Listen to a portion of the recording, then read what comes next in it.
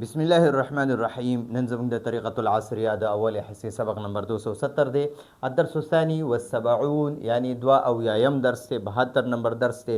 په دې درس کې به انشاءالله نن موږ آخري سبق وایو. دا تمرین به حل کوو.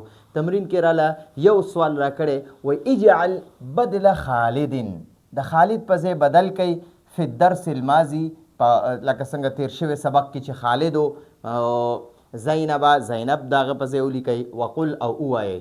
ګورئ ما ورته دا ترجمه لیکلې تیر شوي سبق کې د خالد په ځای زینب بدله کوي او ووایئ. زینب تلمیذة مؤدبة، هغې کې خالد تلمیذ مؤدب، نو هلته به د مذکر دغه استعمالي دي، صیغې او اسمونه استعمالېدل، دلته به د مؤنث استعمالېږي. زینب تلمیذة مؤدبة، زینب یوه باادبه شاګرده ده، زینب باادبه شاګرده ده. اوس وایي لا تنطقو، لا تنطقو د سړي دپاره لا ینطقو راځي، لا ینطقو، او دلته د مؤنث دپاره به څلورمه صیغه استعمالیږي. لا تنطقو هغه نه کوي بکلمة بذیئة، بېهوده خبرې، هغه بېهوده خبرې نه کوي، هغه فضول بکواسات نه کوي، هغه ناشایسته خبرې نه کوي. ولا تؤذي سړي دپاره راځي دلته ولا یؤذي، ٹھیک شو، او ښځې لپاره به راځي ولا تؤذي، ولا تؤذي، او هغه تکلیف نه ورکوي احدا هیڅ چاته، هغه هیڅ چاته هم تکلیف نه ورکوي. فی البیت په کور کې هم او یا المدرسة مدرسه کې، نه په کور کې چاته تکلیف ورکوي او نه په مدرسه کې چاته تکلیف ورکوي.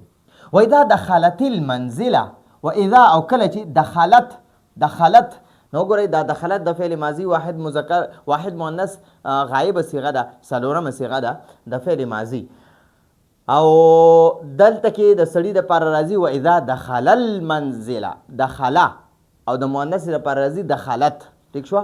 و اذا دخلت المنزله کله چې هغه کور ته داخله شي، ووجدت الضیفات او هغې میلمانه ولیدل، کله چې هغه کور ته داخله شي او هغه کور کې میلمنې ښځې وویني، ضیفات د سړو لپاره ضیوف راځي. ووجد الضیوف سړي لپاره ووجد الضیوف راځي، او د مؤنث لپاره ووجدت الضیفات راځي، ټیک شوه. مؤنث یعنی زنانه میلمنې وویني، سلمت نو هغه ورته سلام وکړي، او سړي دپاره راځي سلمه، او علیهن هغوی ته دغه میلمنو ته سلام وکړي. وصافحت دلته وصافحت پکار دی ښه،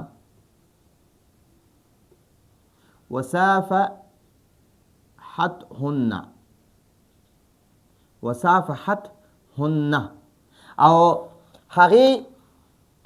او هغوی سره مصافحه وکړه.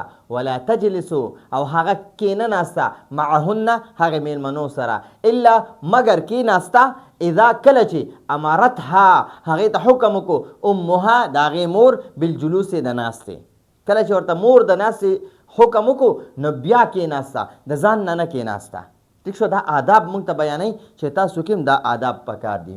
و اذا طلبت او کله چې هغه وغواړي شیئا یو څیز من والده د خپل پلار نه، او من والدها د خپل پلار نه، او امها یا د خپل مور نه، نو تکلمت خبرې کوي، هغه خبرې کوي، یعنی دا بیا دغه پلار سره یا مور سره چې څه ترې غواړي نو تکلمت خبره ورته کوي بادب و احترام، په ادب او احترام سره ورنه څیز غواړي.